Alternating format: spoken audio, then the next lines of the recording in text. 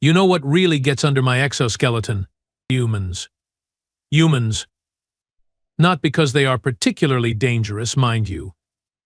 Not because they have advanced technology or superior firepower, or even because they smell like fermented grain most of the time. No, no, it is because they are completely, utterly, insanely unpredictable. My name is Vorath.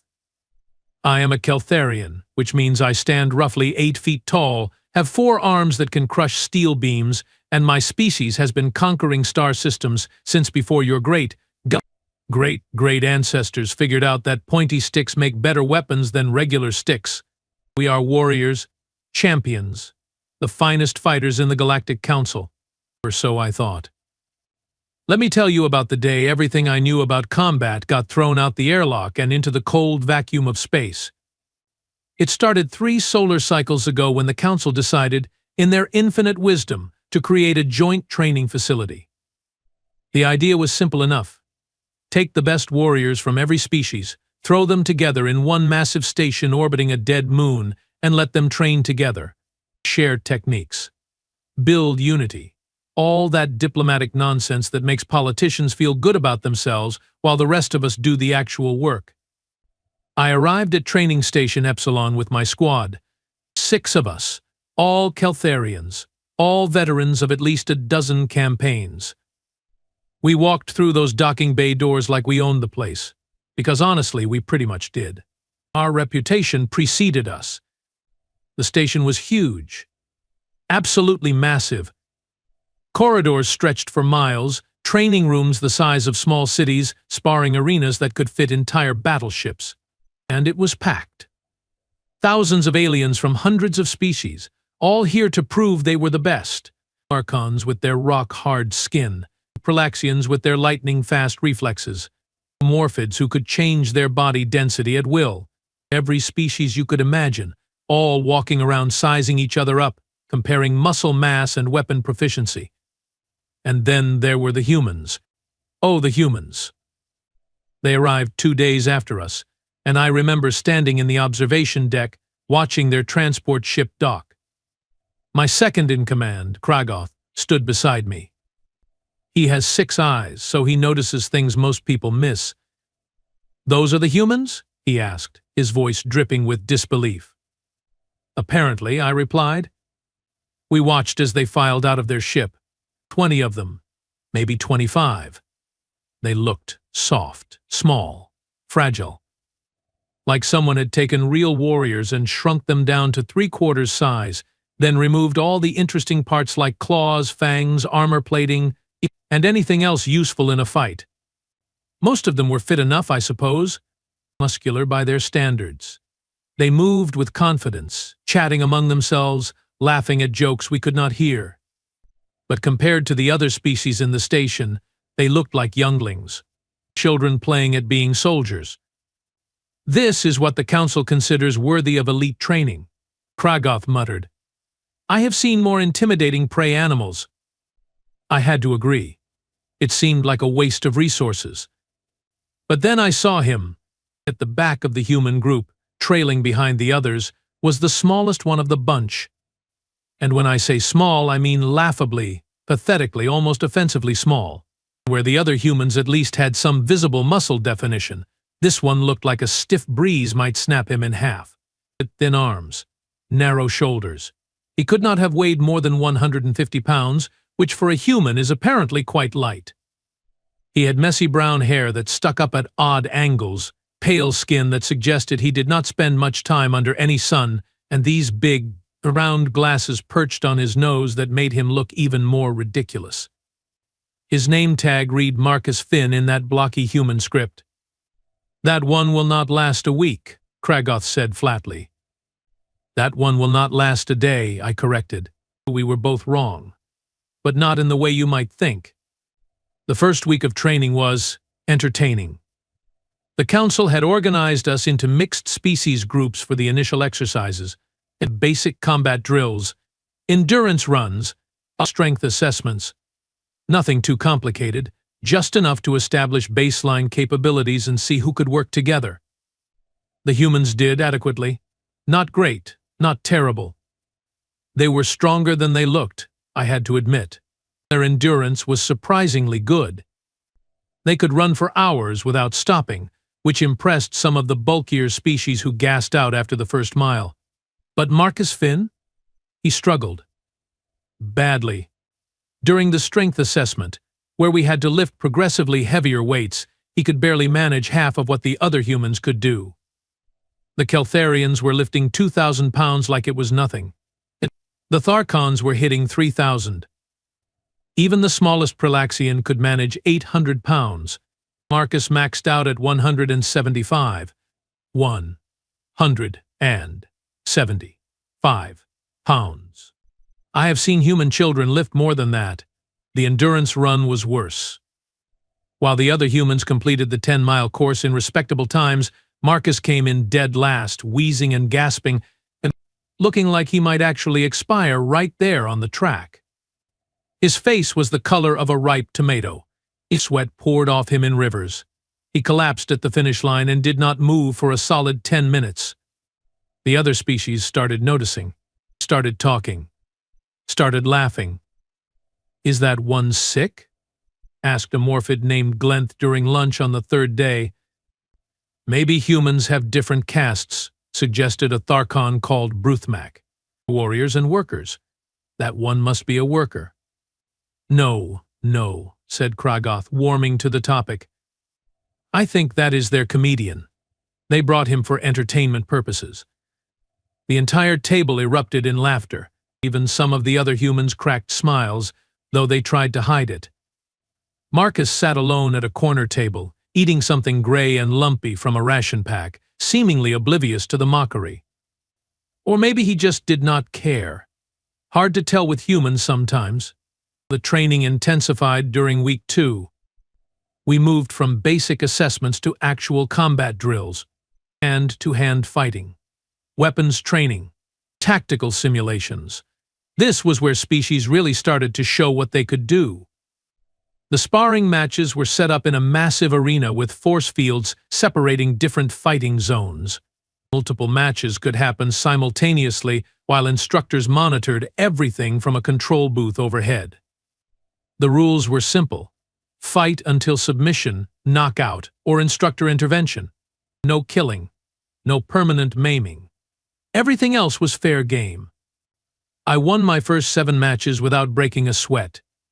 Literally. Keltharians do not sweat. But you understand the sentiment. The humans won some, lost some. They fought with this weird combination of aggression and creativity that made them unpredictable. Just when you thought you had them figured out, they would do something completely insane like throw dirt in your eyes or bite your ankle or use their flexibility to escape holds that should have been inescapable.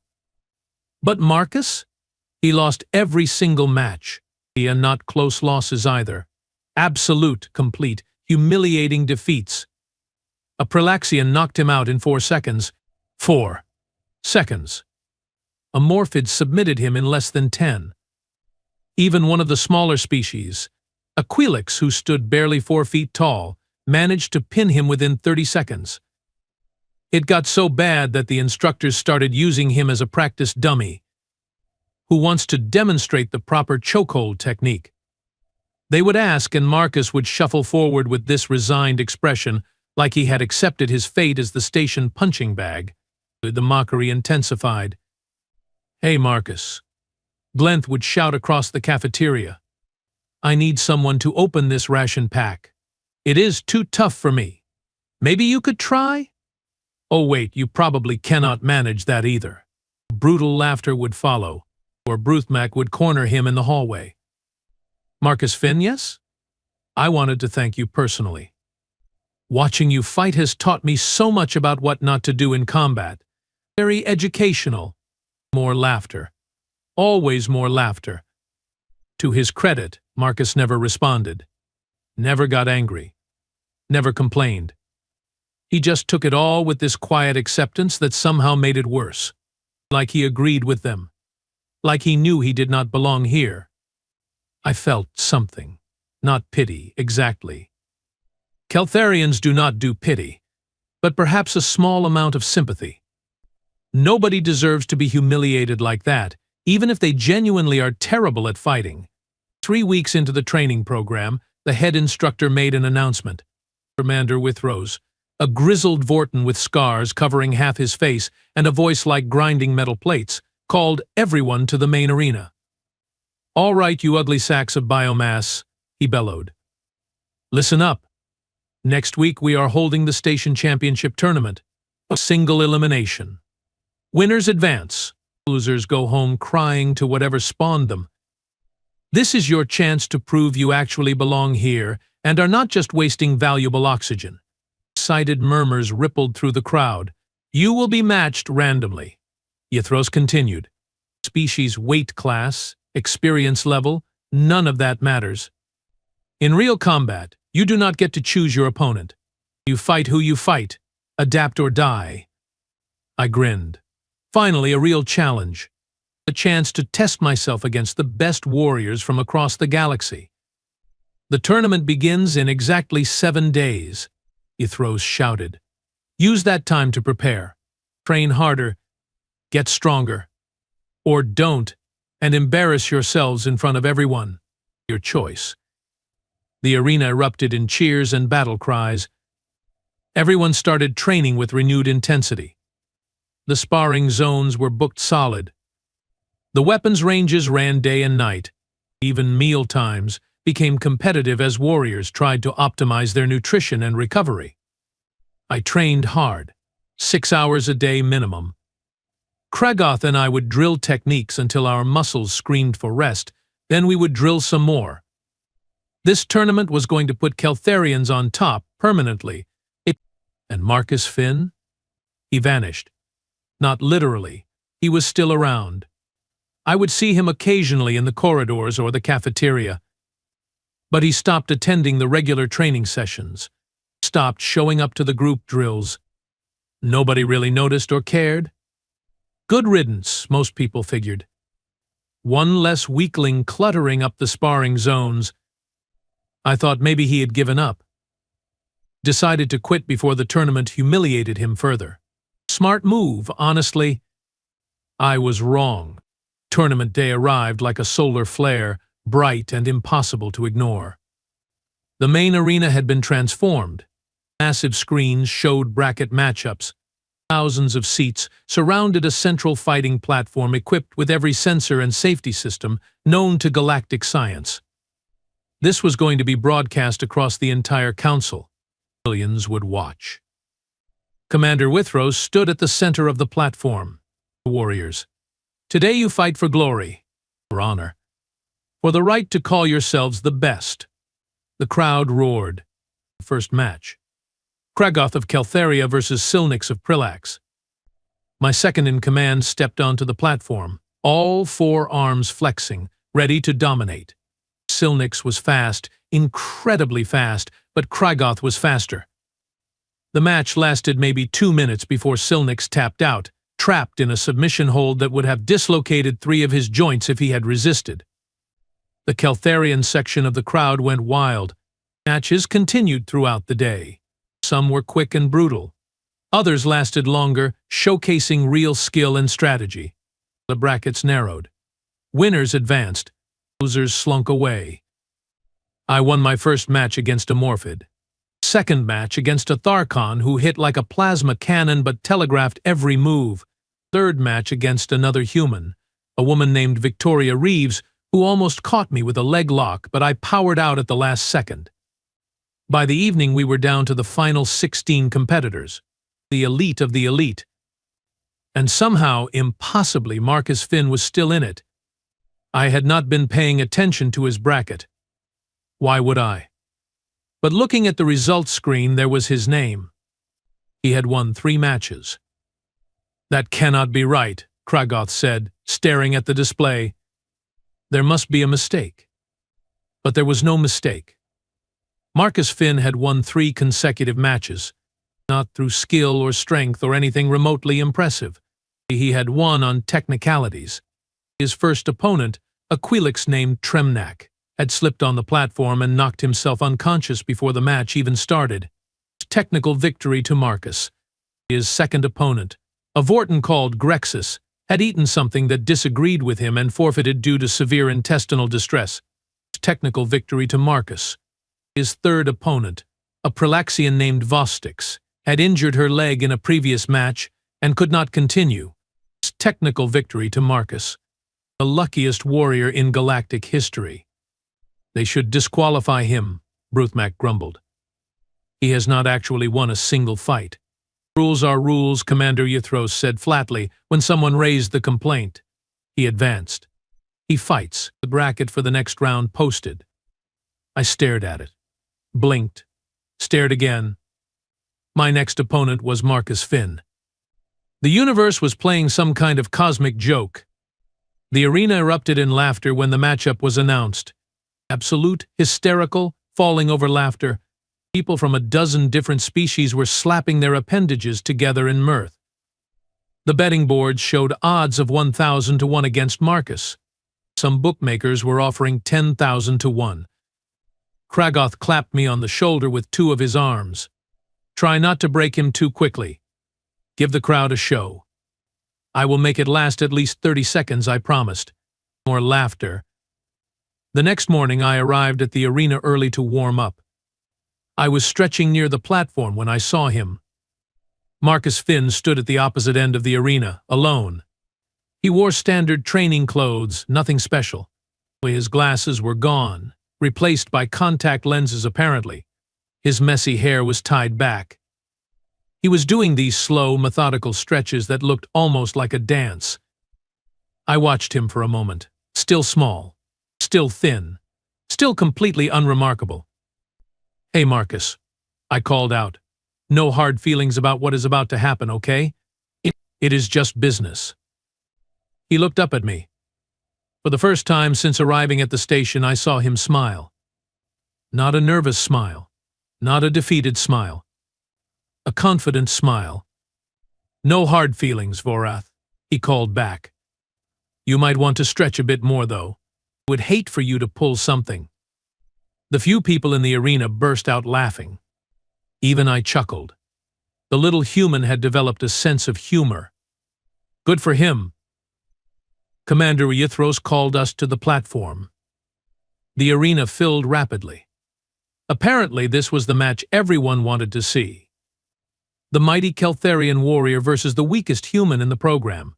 A comedy routine disguised as a fight. I stepped onto the platform. The crowd cheered. Marcus stepped up opposite me. The crowd laughed. Ythros explained the rules. We both nodded. Fighters ready? He asked. I raised all forearms into my combat stance. Marcus settled into a loose, relaxed posture. Hands low, weight balanced, head tilted slightly. Begin. I launched forward. 400 pounds of Keltharian muscle and bone, moving faster than most species could blink. I would grab him, lift him, slam him down, and this would all be over before. He was not there. I blinked, looked around. Marcus had moved, not jumped back, not dodged sideways. He had slipped inside my reach, past my arms, too close for me to grab effectively. I spun, swinging with my lower right arm. He ducked under it, smoothly, effortlessly, like he knew exactly where the punch would be. I threw a combination, left, right, all four arms moving in a pattern that had dropped opponents twice my size. He weaved between them, not fast, not slow, just precise, minimal movement, maximum efficiency. The crowd had gone quiet. I stepped back, reassessing. This was not the same Marcus who had lost every previous match. This was someone else entirely. What is happening? I asked. That confident smile appeared again. I am fighting, Vorath. Actually fighting. Now for the first time since I got here. And then he moved. Human beings, I learned that day, are capable of some truly terrifying things when they stop holding back. Marcus came forward like a flowing river, smooth and unstoppable. He was inside my guard again, and this time I felt something hit my lower rib. Not hard, just a tap, then another. Then two more in rapid succession. Pressure points. My left leg buckled. I swung wildly, trying to create space. He rode the motion, using my own momentum against me, and suddenly I was off balance. A sweep caught my remaining good leg and I went down, hard. The platform shook. The crowd gasped. I rolled, came up swinging. He was already there waiting. 3 quick strikes, each one hitting specific points on my arms. My fingers went numb. I could not make a proper fist. How? I managed to say.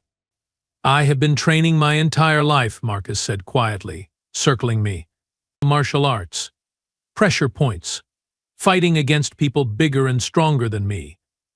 I just needed to see how everyone else here fought first. Learn the patterns. Understand the styles. He had been studying us. All those losses, all that humiliation, he had been gathering information. Those first 3 weeks, I said, understanding dawning. You were not trying to win. Could not win, he corrected. Not yet. I had to learn first. Had to adapt. You all are bigger, stronger, faster than me. Fighting you the normal way would be suicide. So I learned to fight differently. I charged again, desperation overriding tactics. He sidestepped, and I felt a sharp pain in my knee. Another pressure point. I crashed to the platform face first. Submission or knockout, Vorath, Marcus said calmly. Your choice. I tried to stand. My body would not cooperate. Somehow, this tiny human had systematically shut down my nervous system with surgical precision. I submit, I gasped. The arena exploded. Not with laughter this time, with shock, with disbelief, with something that sounded almost like respect. But Commander Ethros declared Marcus the winner. The betting boards went haywire. Somewhere, a bookmaker was having a very bad day. Marcus helped me up. Surprisingly strong grip for such a small person. Good match, he said. How did you hide this? I asked, still trying to process what had just happened. I did not hide anything, Marcus replied. I just let everyone see what they expected to see. A weak human. Easy target. Not worth worrying about. He paused. Tactical advantage. I started laughing. Could not help it. We had been played. All of us. By the smallest, weakest-looking member of the entire station. You are terrifying, I told him honestly. Thanks, he said, adjusting his contact lenses. That is the nicest thing anyone has said to me in weeks. The tournament continued. Marcus advanced through the brackets like a scalpel through flesh, imprecise, efficient, unstoppable. He beat a Tharkon in the quarterfinals using leverage and joint locks that should not have worked on someone with rock-hard skin, but somehow did. He beat a Morphid in the semifinals by adapting to every density change instantly, like he could predict the shifts before they happened. And in the finals? He faced Kragoth, my second in command. 6 eyes, 4 arms, veteran of more battles than most species have birthdays. The match lasted 4 minutes and 37 seconds. Marcus won. As I watched this small, thin, weak-looking human accept the championship trophy while the entire arena stood and cheered, I realized something important. Humans are not dangerous because they are strong. They are dangerous because they learn. They adapt. They find ways to win that nobody else would even consider. And they let you underestimate them right up until the moment it is too late. The Commander Ethros handed Marcus the trophy, then spoke into the microphone. Never, in all my years of training warriors, have I seen such a complete tactical deception executed so flawlessly. Marcus Finn, you have earned everyone's respect today. Well done. The cheering intensified. Marcus just smiled that quiet, confident smile and waved to the crowd. Later that night, I found him in the cafeteria, eating alone again. I sat down across from him, and Kragoth joined us moments later. That was humiliating, Kragoth said bluntly. Sorry, Marcus replied, not sounding sorry at all. Do not apologize, I said. You won fair. We underestimated you. That is on us. Everyone underestimates me. Marcus said, taking a bite of something that looked vaguely edible. Been that way my whole life. Small, weak, unimpressive. So I learned to use it. Devious, Kragoth muttered. But there was admiration in his voice. Practical, Marcus corrected. We sat in silence for a moment. So, I finally said, what happens now? You are the station champion. Everyone knows what you can do. The surprise is gone. Marcus thought about that, then shrugged. Guess I will have to get better. Learn new techniques. Adapt again. That is what humans do, right? We keep evolving. Kragoth and I exchanged glances.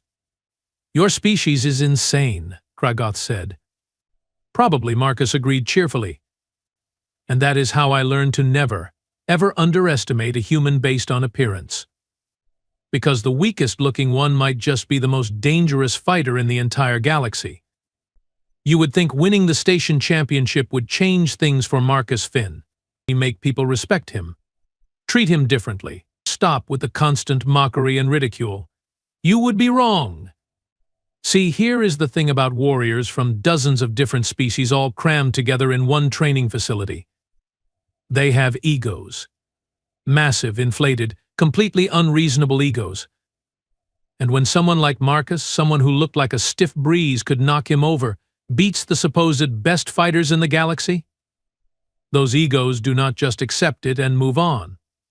No, they get defensive, angry, suspicious. The morning after the tournament, I was in the cafeteria getting breakfast when I overheard Bruthmak talking to a group of Tharkons. It was luck, he was saying, his rocky face twisted in disgust. Pure luck. Marcus got easy opponents, used cheap tricks, exploited technicalities. Any real fighter would destroy him. He beat Vorath, someone pointed out. And Kragoth, both Keltharians. Pressure points. Bruthmak spat. Cowardly tactics. In a real fight, without rules, without safety protocols, that tiny human would last maybe 30 seconds before getting ripped apart. Several heads nodded in agreement around the table. I considered intervening, telling them they were idiots, explaining exactly how thoroughly Marcus had dismantled not just me, but every assumption we had made about human combat capabilities.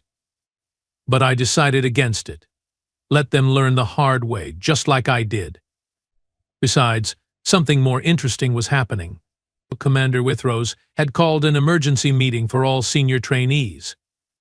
That meant anyone who had made it past the quarterfinals in the tournament. About 30 of us gathered in Conference Room 7, which was really just a large space with chairs designed for various alien physiologies and a holo display at the front. Withrows stood there, arms crossed, looking even more intimidating than usual. Next to him stood 3 figures I did not recognize. 2 were clearly military, based on their uniforms and bearing. The third was a human woman, older, with silver hair and sharp eyes that seemed to analyze everything they saw. Listen up, Withrows barked. We have visitors.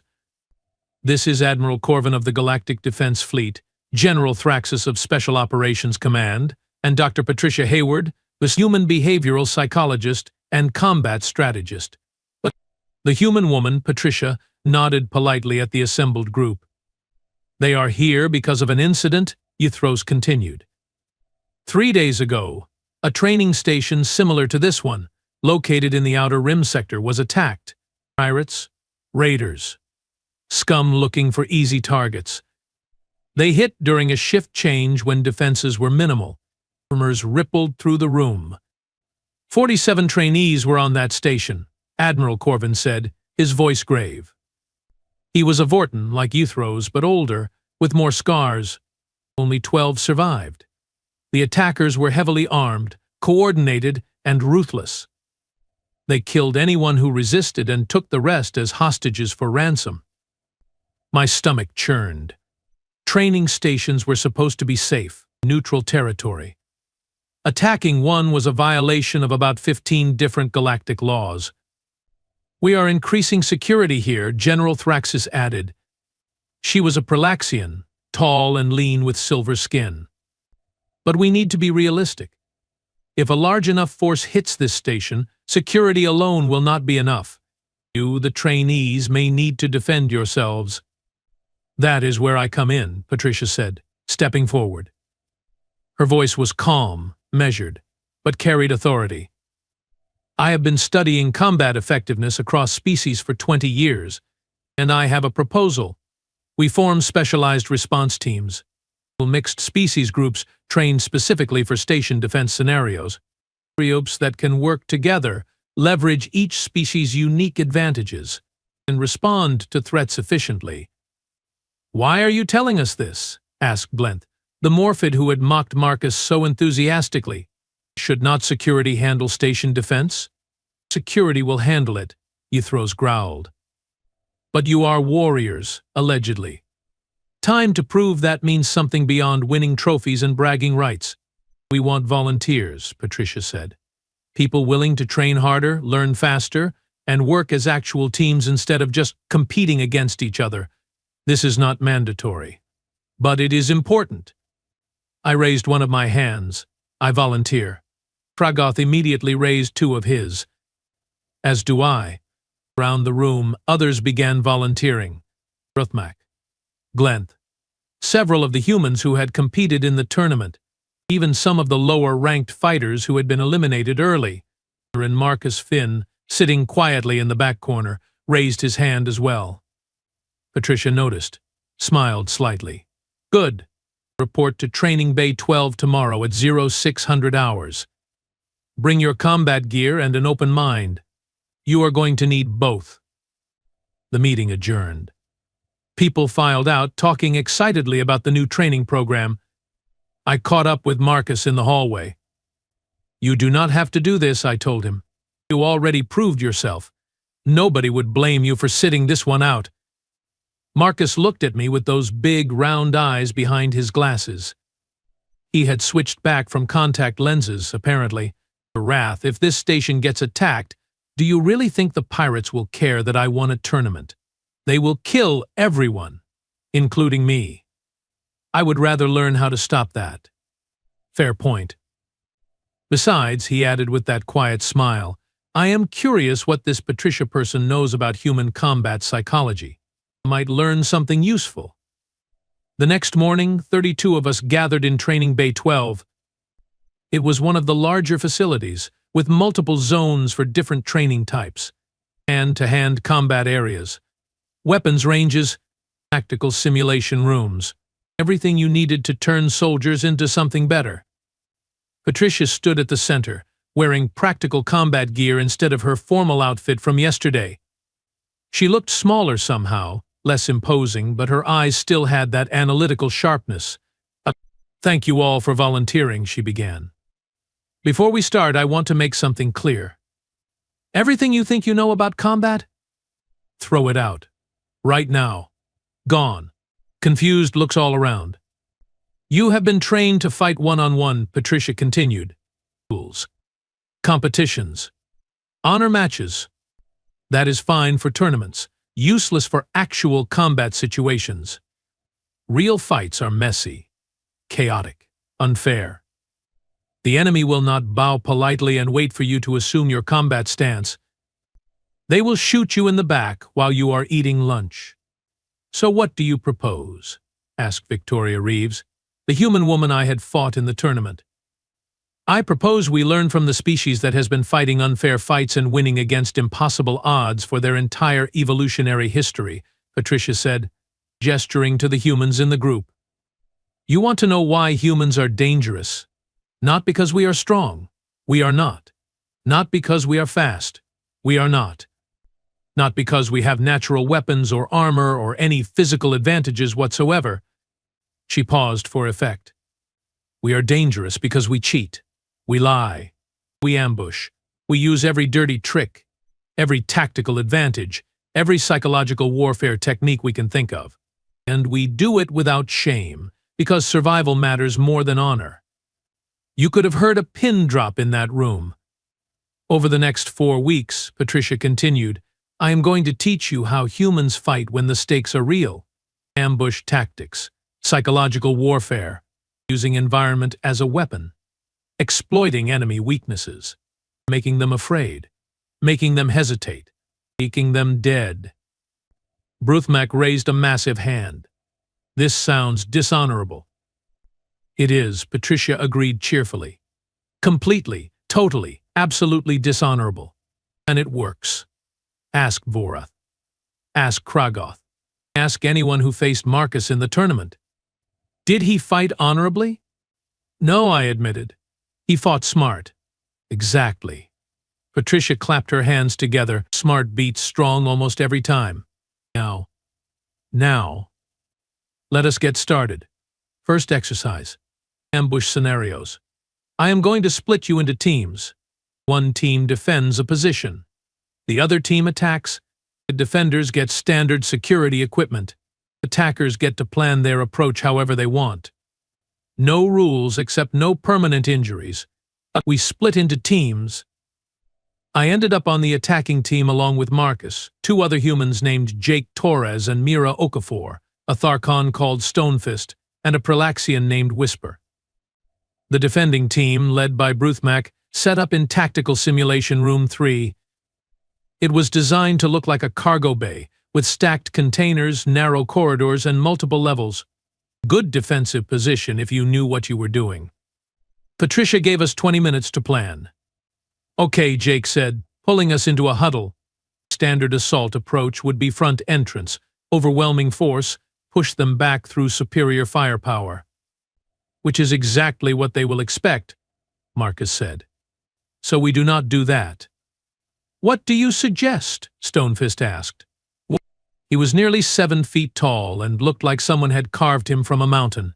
Not the brightest, but loyal and strong. Marcus thought for a moment, then smiled. We make them paranoid, use their expectations against them. Split into 3 groups. Group 1 makes noise at the front entrance, draws their attention. Group 2 sneaks in through the ventilation system. Group 3 waits outside the back exit.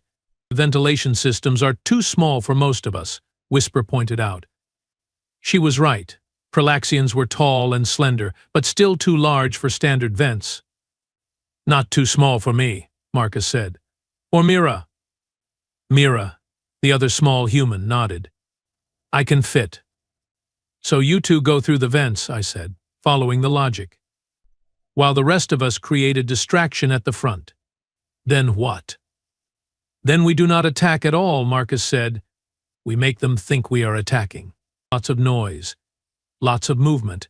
Keep them focused on the front entrance. Meanwhile, Mira and I get behind their lines, disable their communications, and cause chaos. A paranoia sets in. They start making mistakes. That is when Group 3 hits them from behind. It was brilliant. Devious. Completely dishonorable. Perfect. We executed the plan flawlessly.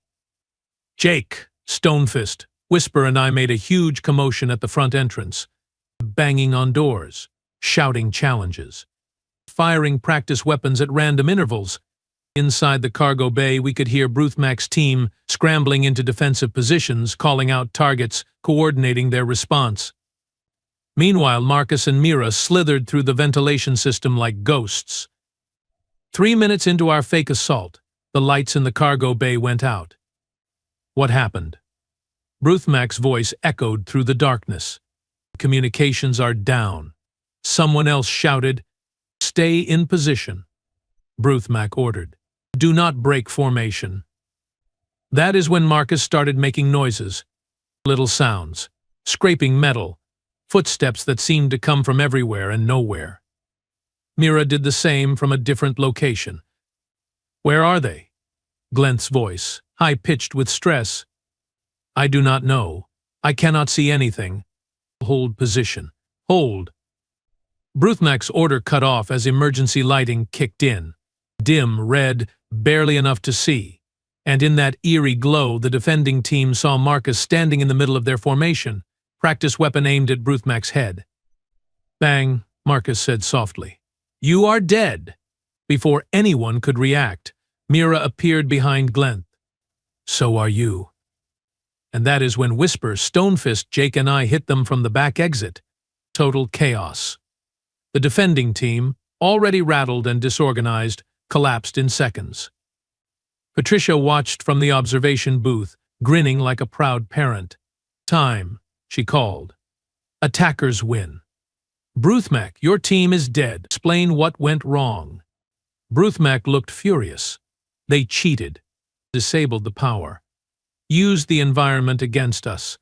"Yes," Patricia said calmly. "They did, and you lost. Anyone else want to complain about cheating?" Silence.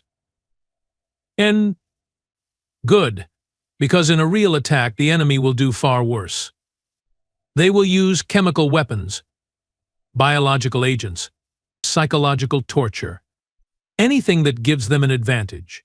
Your job is not to fight fair. Your job is to survive and win. Remember that." Over the next 4 weeks we ran dozens of scenarios, each one designed to break down our preconceptions about combat.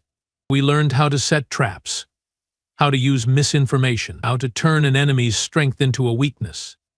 The humans excelled at this type of training. They thought laterally, creatively, finding solutions that none of the other species would consider. Marcus became our unofficial tactical advisor, coming up with increasingly insane plans that somehow always worked. My favorite was the hostage rescue scenario. Standard setup. Defending team had captured 3 hostages and were holding them in a fortified position. Attacking team had to extract the hostages without getting them killed. Traditional approach? Negotiate. Stall for time. Launch a coordinated assault when an opening appeared. Marcus's approach? Set off the fire alarm. That is it. That was the entire plan. Set off the fire alarm and walk in during the evacuation. "That will not work," I had argued. "They will know it is a trick." "Will they?" Marcus asked. "Fire alarms go off all the time in stations like this. Faulty sensors. Kitchen accidents. Someone smoking in the bathroom. Standard procedure is to evacuate, right? Even if you think it might be a trick, can you really risk ignoring it if there is an actual fire?" He was right. We set off the alarm. The defending team evacuated their position along with everyone else on that deck. We grabbed the hostages during the confusion and were gone before they realized what happened. Patricia loved it. Unconventional thinking. This is exactly what I am talking about. But the training was not just about tactics. Patricia also taught us about human endurance, human determination, the absolute refusal to quit even when everything seems hopeless. Humans do not have the strongest muscles, she explained during a lecture. We do not have the fastest reflexes. We do not have natural armor or weapons. But we have something better. We have stubbornness. The ability to keep going long after our bodies tell us to stop. She showed us videos, humans running ultramarathons, hundreds of miles through deserts and mountains, humans climbing impossible peaks, swimming across oceans, surviving in environments that should kill them. Your species, she said, gesturing to the non-humans in the room, are built for sprint performance, explosive strength, short bursts of incredible power. Humans are built for marathons. We chase our prey until it collapses from exhaustion. We outlast everything. How does that help in combat? Glenth asked. Because, Patricia said, in a prolonged engagement, when you are tired and hurting and ready to quit, the human next to you will still be fighting, still moving, still thinking. And that makes all the difference. She was not exaggerating. During the endurance drills, I watched Marcus and the other humans keep going long after larger, stronger aliens had given up. Their faces showed pain, exhaustion, suffering, but they did not stop. Could not stop, apparently. It was terrifying and inspiring in equal measure. By week 3, something had changed in our group. We stopped seeing each other as different species competing for dominance. We started seeing each other as a team, a unit. People who could rely on each other when things got bad. Ruthmak actually apologized to Marcus. "I was wrong about you," he said gruffly. "You are a warrior. Strange, small, but a warrior nonetheless." Marcus shrugged. No hard feelings. "You are not the first person to underestimate me. Probably will not be the last. Still, Bruthmack insisted, I should not have been so dismissive. You have taught me much about tactics and unconventional thinking. And you have taught me that sometimes the direct approach works best, Marcus replied. Charging through a wall is not always stupid if you are strong enough to survive it.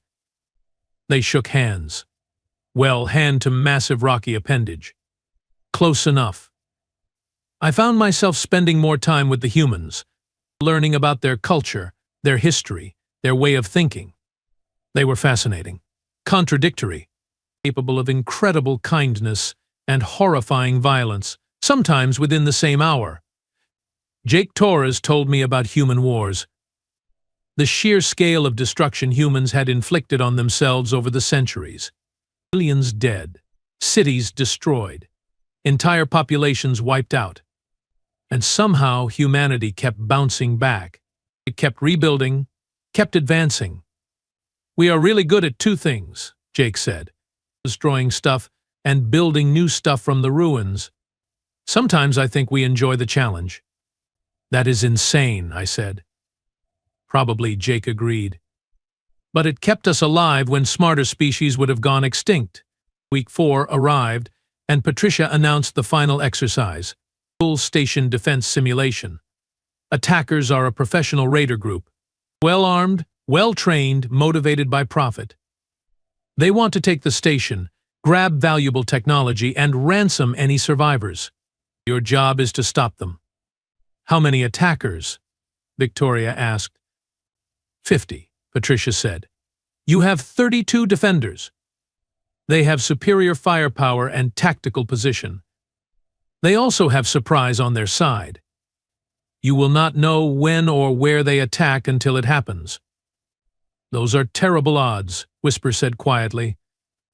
Yes, Patricia agreed. They are. Real combat rarely gives you fair odds. You work with what you have. The simulation ran for 72 hours. We slept in shifts. Ate when we could. Stayed alert for any sign of the attack. It came on the third night. 0300 hours. Klaxons blaring. Raiders hitting 3 different points simultaneously. Cargo bay. Engineering. Command center. Our training kicked in immediately. No panic. No confusion. Just smooth, practiced responses. Marcus coordinated from the command center. Team Alpha, Cargo Bay is a feint. They want you to commit resources there. Send minimal force. Team Bravo, hit engineering hard. That is their real target. Team Charlie, guard the evacuation routes. Do not let them take hostages. I led Team Bravo. Stonefist, Glenth, 2 other Tharkons, and 3 humans including Mira. We hit the raiders in engineering like a plasma storm. They expected resistance but not coordination, not tactics. It's not the absolute refusal to give ground. The humans were terrifying in actual combat. They did not posture, did not threaten, just moved with cold efficiency. Mira took down 3 raiders in 15 seconds using nothing but environmental advantages. Drop a cargo container here. Seal a blast door there. He used the station itself as a weapon. Glenth, who had mocked Marcus so enthusiastically weeks ago, fought alongside Jake Torres like they had been battle partners their entire lives. The Morphid's ability to change density combined with the human's tactical thinking created a combination the raiders could not counter. In the cargo bay, Victoria Reeves pulled off something I will never forget. She convinced the raiders they were outnumbered by making noise in 6 different locations, throwing her voice, using echoes and acoustics to create phantom defenders. The raiders retreated from a superior position because they thought they were surrounded. We won. Not easily, not without casualties, simulated though they were. But we won. When the simulation ended and the lights came back up, Patricia stood in the middle of the command center with that analytical smile. You performed admirably, she said. Better than I expected, honestly. You worked as a team. You adapted to changing circumstances. You used unconventional tactics effectively. Most importantly, you survived. What now? I asked. Now? Patricia glanced at Admiral Corvin and General Thraxus, who had been observing the entire simulation. Now you become instructors. You teach other trainees what you learned here. Spread the knowledge. Build more teams. And if the station really does get attacked? Marcus asked. Patricia's smile faded. Then you do exactly what you did in the simulation. You fight. You win.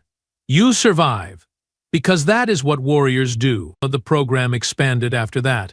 More volunteers. More training. More mixed species teams learning to fight like humans, think like humans, survive like humans. Marcus became something of a celebrity on the station. Not because he won the tournament, though that helped, but because he represented something important. Proof that physical strength was not the only path to victory.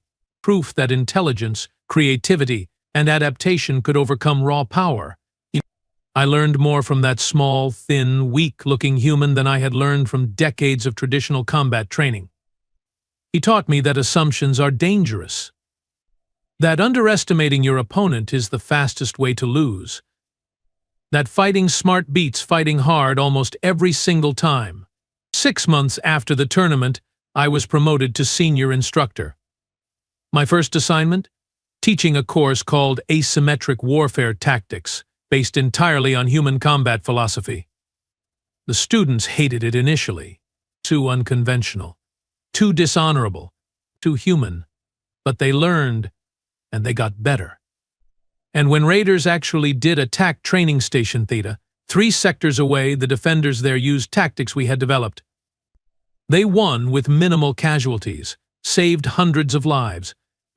The Galactic Council took notice, started implementing human-style tactical training across all military branches, started reconsidering their assumptions about physical superiority and combat effectiveness, started taking humans seriously.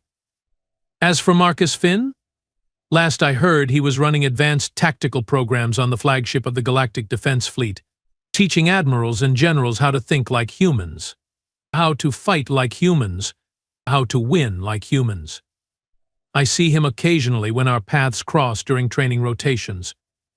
He still looks small, still looks thin, still looks completely unremarkable to anyone who does not know better. But I know better now. We all do. Because we learned the most important lesson anyone can learn about humans. The lesson that might just save the entire galaxy someday. Never, ever, ever judge a human by their appearance. Because the smallest, weakest-looking one in the room might just be the most dangerous person you will ever meet. And they will smile politely, while dismantling everything you thought you knew about combat, warfare, and survival. That is humanity. That is their strength. That is why they terrify me. And why I am grateful beyond measure that they are on our side. Because I have seen what happens when you underestimate them. I have felt it personally. The humiliation, the shock, the grudging respect. Marcus Finn taught me that warriors come in all shapes and sizes. That true strength is not about muscles or claws or natural weapons. It is about the mind, the will, the absolute refusal to quit, even when every logical analysis says you should. So yes, they made fun of his weak body, mocked him, laughed at him, treated him like a joke. Until the sparring match began. Until he proved that humans do not play by anyone's rules except their own. And now we teach those rules to everyone else. Because surviving in this galaxy requires learning from the species that has been doing it wrong, according to everyone else, and somehow winning anyway. Humans, insane, unpredictable, absolutely terrifying when properly motivated, and the best allies you could ever hope to have. I would not want to fight against them again. Once was more than enough. But fighting alongside them? Watching them turn impossible situations into victories through sheer stubbornness and creative thinking? That is something I will cherish for the rest of my life. Thank you, Marcus Finn, for teaching an old Keltharian warrior that there is always more to learn, always room to grow, always another way to approach a problem. And for proving that sometimes the weakest-looking person in the room is actually the strongest. We should all be so lucky to be that wrong about someone.